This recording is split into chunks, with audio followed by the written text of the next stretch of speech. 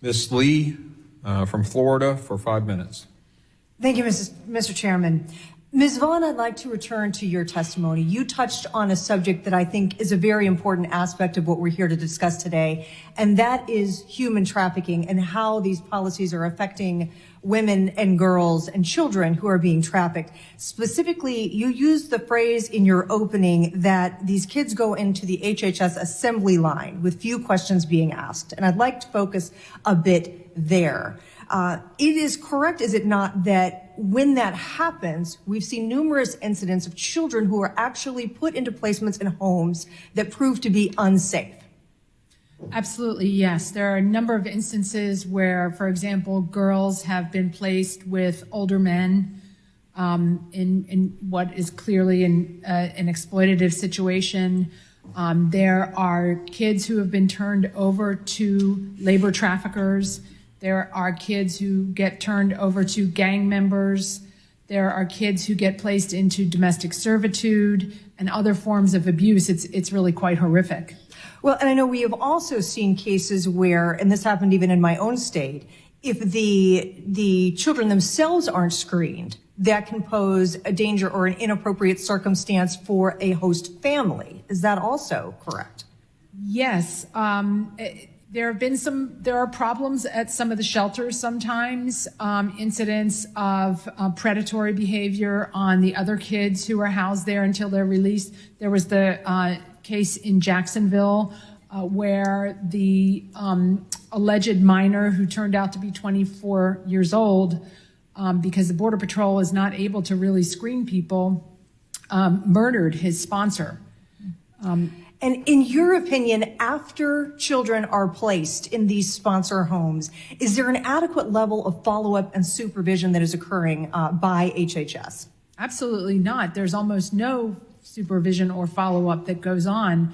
These standards that they have for not only placements, but also post-placement services are way inferior to the procedures that every state in the union uses for foster care placements, for example. And I mean, it's been said that it is harder to adopt a cat than it is to sponsor an unaccompanied minor, because there are rarely background checks done, almost never home studies, no financial assessments. The Biden administration has stopped doing background checks on other people in the households to make sure that the placements are safe. This is something that simply would not be tolerated in our foster care system. And you also mentioned that roughly a quarter of the trafficking victims were children. Would you tell us a little bit more about that and the patterns that you see that are affecting young people and children that are coming to this country? Well, what happens is the smugglers often either convince the parents of these kids that they're going to have a better life in the United States, so pay us a down payment on the smuggling fee now, and the child will make enough money or be able to go to school, or some other tale to get the parents to release the kid, who, when they get to the United States, are often released to a sponsor who turns out to be a trafficker, or are put in directly into trafficking situations. Sometimes it's forced labor trafficking, sometimes it's commercial sex, sometimes it's domestic servitude, but the child is isolated from their family members in the complete control of the people who have custody of them. There's no monitoring of the situation by the federal government that put them in this situation. There is very little opportunity for seeing what's going on in some of these workplaces to rescue the kids. It's a lot of, frankly, hear no evil, see no evil, there must not be any, really deliberately kind of looking the other way at what is happening. Thank you, Ms. Vaughn. Agent Maltz, I want to return to you. You used a phrase in your written testimony that I think is important, and I want to be sure that we today hear the distinction that you make as someone who spent so many years with DEA. The distinction is between drug traffickers, which is something that we've seen obviously for many decades coming across our southern border, but you use the phrase narco-terrorist. Would you please explain to us the distinction between a drug trafficker and a narco-terrorist? Well, a drug trafficker is in the business to make money only. And the cartels, when I first started to work, we were known them as drug traffickers, right? But they've evolved from drug traffickers to transnational criminals, but now they're narco-terrorists. Just look at the death and destruction and what they're doing in that country. I mean, when I was the head of the Special Operations Division, I kept on my phone the greatest hits of the violence in Mexico with the decapitations, the chopping off limbs, throwing people in acid. They used to have a guy called the stew maker. He would drop 300 people in acid pits so they were never found. That's why in Mexico today, there's so many disappearances. They don't want to put that out because it's going to deter any, tourism in Mexico. But these cartels, I mean, Jason can tell you, he reports on it every week, every 2 weeks. They got tanks, they got rockets, they got drones that drop explosives. That's another thing that makes me concerned as a citizen, because as our brave men and women are on the border, what happens if one day they drop the explosives on our own people, right? So these guys have evolved to the point where, I mean, they're a multi-billion-dollar enterprise. They have plenty of money. They have no rules. They have no bureaucracy. So I'm very concerned about their evolution and the lack of the way we deal with them. Thank you, Agent Maltz. I'm out of time. Mr. Chairman, I yield back. The gentlewoman yields. I now recognize Mr. Ivey. Thank you, Mr. Chairman. I appreciate it. Got a lot of ground to cover. I do want to start off with agreeing with Mr. Magaziner with respect to the impeachment issues. We've got sort of two tracks of things going on here. One is there's an impeachment track that's pretty obvious that, the dereliction of duty language dovetails exactly with Ms. Green's HRES 598, which is an article, it has articles to impeach President Biden. So we know that's part of what's going on, but the fact that you all are here as a panel, I do have some questions I want to ask you. I appreciate we may have some differing views, but I do want to try and figure out some of the things that are going on here, because I do think we have a duty to try and address the problems that we've got. Ms. Vaughn, you mentioned Prince George's County, and I was the state's attorney there, the local prosecutor, and one of the groups that we prosecuted was MS-13 repeatedly. In fact, we did a joint prosecution with the U.S. attorney at the time, who later ended up being President Trump's deputy attorney general. A lot of the stuff that they were doing looks a lot like some of the things we're talking about now. The human trafficking piece, the prostitution up and down the coast, the enforcers, the money, and all of that. Mr. Jones, I want to come to you at some point too, but I do wonder about some of the differences that seem to be there. And Mr. Maltz, I think you kind of touched on this, but in the old days, and I'll put myself in that category, the sale of drugs, they weren't trying to kill their customers, basically. So they would sell addictive drugs, cocaine, heroin, whatever, but they weren't necessarily killing them off. Fentanyl seems, fundamentally different to me in the sense that, yes, it's extremely addictive, more addictive than those, but it's also, the fatality rates are incredibly high. So one of the things I'd like to try and figure out if we get a chance to move to a hearing on that front would be why that change in the business model has taken place. Mr. Jones, I want to get I might have to ask you all to send in a written response or something, just because I'm almost halfway through my time. Mr. Jones, to you made a couple references to, I think, essentially military action, and I think was the way you phrased it. Need more authority and more tools beyond law enforcement was one. And then in your last answer that you gave a few minutes ago, you mentioned explicitly wanting to have the military get involved in the pushback against the cartels. I'll pause for this answer. What exactly do you have in mind on that front? Yes, sir. What I'm talking about is the tools of national power, and here's what I mean by it.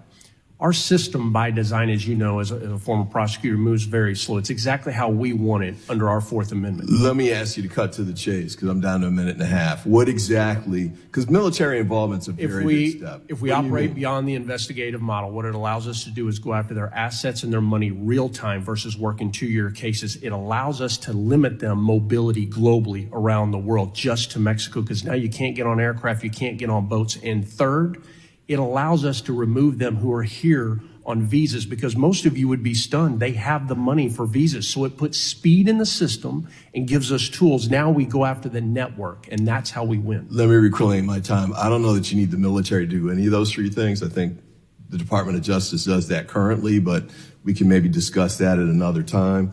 I also had a question too, Mr. Maltz. You mentioned working with China and I think Mexico.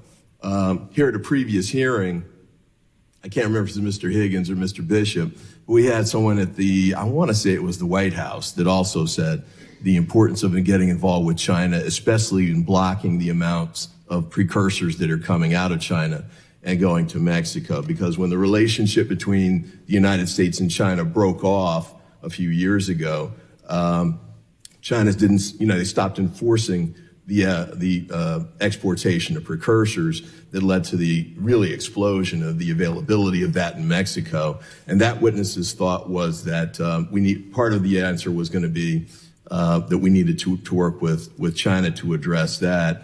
With respect to Mexico, I'm running out of time, but Mr. Jones, you mentioned another issue too, which was money. You're the first witness I've heard in one of these hearings to say more money isn't the issue. We've had CPB and those guys come up and talk about we need more agents, we need more drones, we need everything, really, because they're outgunned in a variety of ways. So I guess we'll have to get that from you later on. I'd ask for unanimous consent to offer a couple of articles. How to stop the Mexican cartels, stop supplying them with guns, which I think was a point you made, Mr. Jones. On Biden's border policy, critics both left and right are wrong. Southern border eerily quiet after policy shift on asylum seekers. Without objection, so ordered. Thank you, Mr. The Chairman. gentleman yields. I now recognize Mr. Garbarino from New York. Thank you, Mr. Chairman. Thanks to the witnesses for being here today.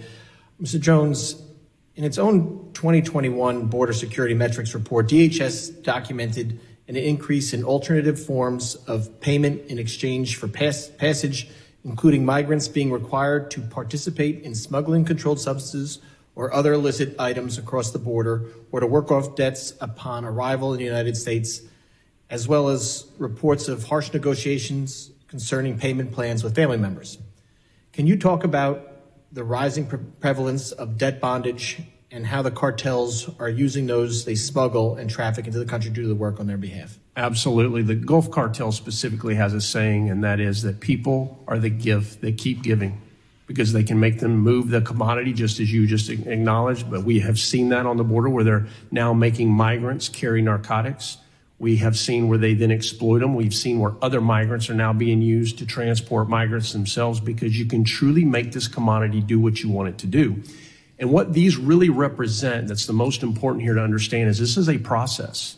Because just as Border Patrol was being absolutely overwhelmed with these people, so were the cartels. And the Gulf had to come up with a process that worked, and you're seeing it in my hand. There's a number on each of these, and you've got some you can look here and you'll see. That number goes into a database. And if you, at the time that we broke this story, if you were a Mexican citizen, it was $2,500 just across the river in South Texas. If you were Central American, it was $3,000. If you were Chinese, $5,000. And if you were Russian or Middle Eastern, $9,000. I've never seen money like that ever. It was always $100, if that, and they didn't care where you went. Now think of this. Now these people are moved throughout our nation, but yet they are indebted to these people for years, if not decades to come, in a foreign country. This is where we really are now. You talked about how you've seen this before, but lower numbers. With these higher numbers and the amount of people, is this relatively a new phenomenon under Secretary Mayorkas? It is. Now, the smuggling of people has always been there, but the adjustment from smuggling into the trafficking through debt bondage, because due to the sheer numbers, They thought to themselves, my God, we can make so much money and we can do it for the long run. This is the game changer. When you think of human trafficking, most people think of commercial sex. That's one piece of it. Don't forget you have forced labor, and this is your final form, debt bondage, and now it's nationwide. Mr. Jones, I want to continue with the profits on fentanyl and human trafficking. In 2021, July of 2021, you said, I can without any doubt tell you that the profits they're making today are like nothing we've seen prior. This is a major revenue stream. How have those profits increased since Secretary Mayorkas took office? And how much do you think the cartels are making annually on human trafficking and smuggling alone? We don't really know what the exact amounts are. I mean, look, this is going to go on for decades. Many of us will be dead and gone before we clean this up. But I can tell you this, there will not be a law enforcement agency in this country that is going to be doubling down on the threat that we are now facing from trafficking as a result of what Secretary Mayorkas is the architect behind these changes. When he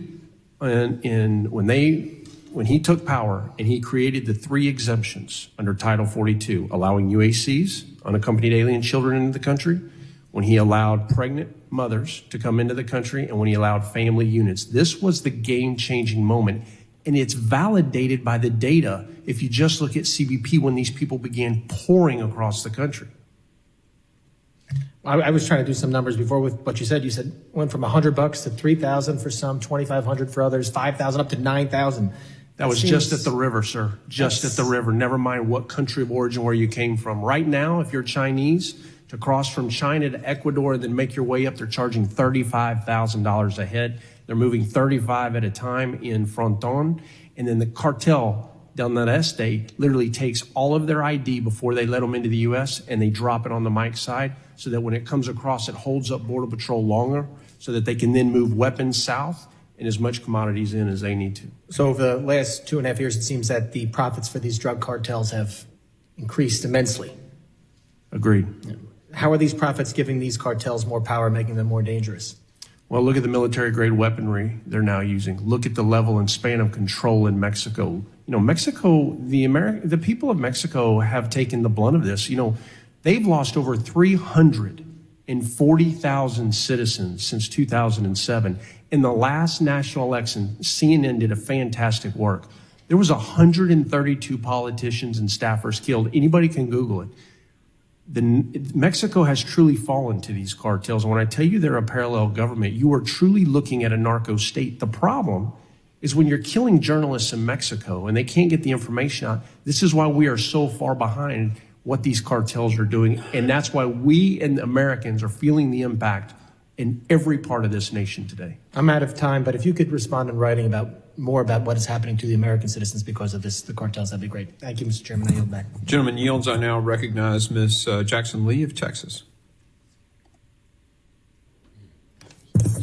I'm kind enough to yield to the next individual. We can go I'll out of come back order, after that. absolutely. Thank you. Ms. Garcia, you're recognized. Miss Ramirez. Ms. Ramirez, I'm sorry. Thank you. Thank you, Chairman and Ranking Member Thompson. We've been here for about an hour and a half, and I want to thank you for this hearing. Today's hearing should be shedding light on the pressing issues surrounding immigration policies. What is causing migration, and how do we make sure the children that we talk about, the children that I actually know personally, are cared for? Instead, I think we continue to politicize an issue that actually both sides need to address, which is immigration reform. But I actually want to get back to why we're all here today. The American people expect us to do our job and to solve the problems. They expect us to have unbiased people who are witnesses here and provide us an opportunity to shed light on how we move forward. And as I think about the hearing now and hearing the witnesses, I think about just last year, how a horrific domestic terror attack at Buffalo, New York supermarket left our nation reeling. My colleagues across the aisle offered up their thoughts and prayers, but they offered no actions to address racially and ethnically motivated violent extremism. It is not lost on me that before murdering 10 people at the supermarket last year, the shooter wrote, and I quote, "We are experiencing an invasion on a level never seen before in history." However, twisted justification, the shooter believed he was repelling an invasion of the United States by immigrants from Latin America. Does that sound familiar? Mr. Maltz, in your testimony, you said, I know what's going on in America. So let me ask you, do you support the assertion that the United States is experiencing a historic invasion by immigrants? That's a yes or no question. Illegal immigrants from around Yes the world. or Yes, no? yes. So you believe that we are experiencing a historic invasion of immigrants? Yes. So despite knowing that the Pittsburgh shooter justified his actions based on the idea of an immigrant invasion to replace white people, despite knowing that invasion ideology was used to justify the shootings in El Paso and Buffalo, you continue to espouse this great replacement theory and extremist ideology that people like me, when my mother crossed the border pregnant with me, don't deserve to be here because we are invading the country. Mr. Chairman, this hearing is not a fact-finding mission. It's a raw political sham to stoke fear, and it will continue to justify the violence against immigrant communities, and I find that unacceptable. This body's job is to address the problems in our country, not to spew more hate. That's what we should be focusing on, legislative solutions, not divisive distractions, and prioritizing the expansion of resources for immigrant communities and comprehensive immigration reform. That's how we address public safety.